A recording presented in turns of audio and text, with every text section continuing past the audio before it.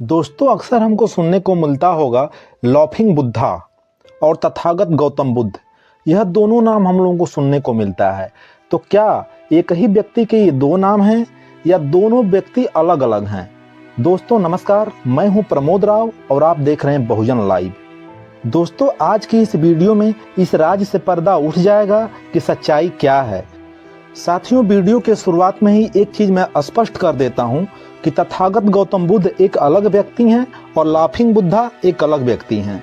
तो दोस्तों, जब लाफिंग बुद्धा एक अलग व्यक्ति हैं तो उनका इतिहास क्या है, उनकी कहानी क्या है, इस वीडियो में जानकारी लेकर के आप लोगों के लिए आया हूं। दोस्तों, अगर आप चैनल पर नए हैं तो चैनल को सब्सक्राइब कर लीजिए, वीडियो को लाइक कर दीजिए और चलिए दोस्तों वीडियो शुरू करते हैं। दोस्तों, लाफिंग बुद्धा के बारे में दो कहानियां निकल करके सामने आती हैं। पहली कहानी की हम लोग चर्चा कर लेते हैं, उसके बाद दूसरी कहानी की चर्चा करते हैं और बहुत कम समयों में हम लोग को इस राज से पर्दा उठ जाएगा कि इसकी कहानी का मतलब क्या है और लाफिंग बुद्धा का मतलब क्या है।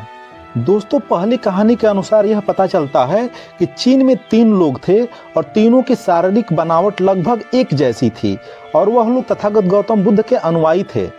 उन लोगों का उद्देश्य था समाज को खुश रखना और हमेशा वह लोग खुश रहते थे, लेकिन वह लोग कभी भी किसी से बात नहीं करते थे। वह जहाँ भी जाते थे सिर्फ हंसते रहते थे, यानी लॉफिंग करते रहते थे, इसीलिए उनका नाम लॉफिंग बुद्धा पड़ा।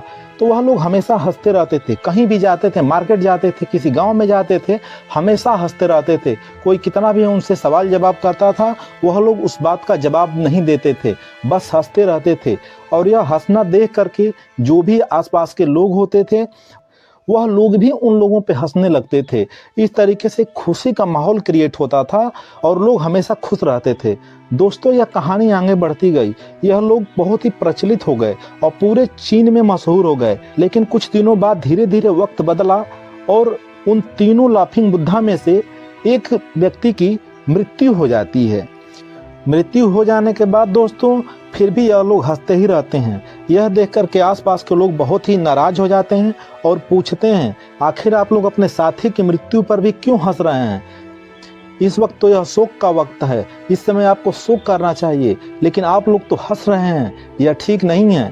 तब उसमें से एक लाफिंग बुद्धा जवाब देते हैं और पहली बार बोलते हैं और कहते हैं कि मैं इसलिए हंस रहा हूँ क्योंकि हमारा साथी हमसे पहले जीत गया है और वह इस दुनिया की लड़ाई को जीत करके हमसे पहले चला गया और हमारा उद्देश्य है लोगों को खुश रखना, हर स्थिति में खुश रखना। लेकिन मेरे साथी ने कहा था कि जब मेरी मृत्यु हो जाएगी तो मेरी चिता पे आग लगाने से पहले मेरी बॉडी को धोना मत, मेरे शरीर को धोना मत, मेरे कपड़े चेंज मत करना।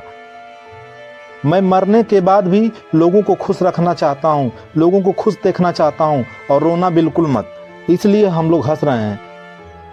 दोस्तों, जब लाफिंग बुद्धा के चिता में आग लगाया जाता है तो वह लाफिंग बुद्धा पहले ही अपनी जेब में पटाखे रख करके मरे रहते हैं, इसलिए जब चिता में आग लगती है तो वह पटाखे फूटने लगते हैं और आसमान में रंग बिरंग पटाखे दिखाई देने लगते हैं। तो दोस्तों, यह दृश्य देख करके जो लोग भी वहाँ होते हैं वह भी हंसने लगते हैं और वह लोग कहते हैं कि सही बात है, मरने के बाद भी तीसरे लाफिंग बुद्धा ने इतने लोगों को हंसाया। दोस्तों, लाफिंग बुद्धा की जो दूसरी कहानी निकल करके सामने आती है उसमें यह आती है कि कहानी जापान की है। हुतेई नाम के एक तथागत गौतम बुद्ध के शिष्य थे और वह भी बहुत खुशदिल और आनंदित थे। उनके बारे में भी यह कहा जाता है कि वह भी जहाँ जाते थे हमेशा हंसते रहते थे, लोगों को खुश रखते थे।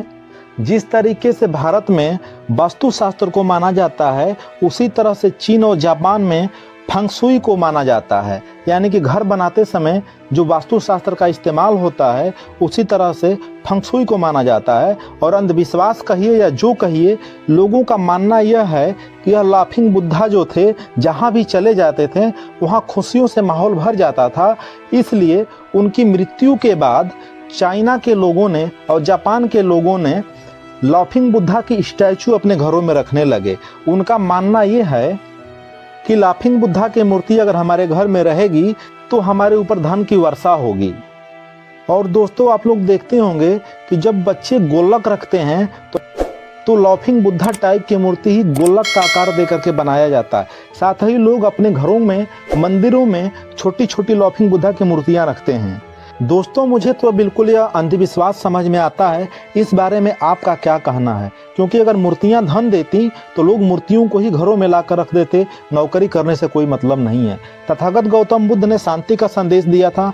मेरा तो यह भी मानना है कि हो सकता है यह लोग तथागत गौतम बुद्ध के अनुयायी रहे हों। दोस्तों इस बारे में आपका क्या कहना है? कमेंट करके जरूर बताइएगा। दोस्तों वीडियो देखने के लिए आप सभी का बहुत बहुत धन्यवाद, बहुत बहुत आभार।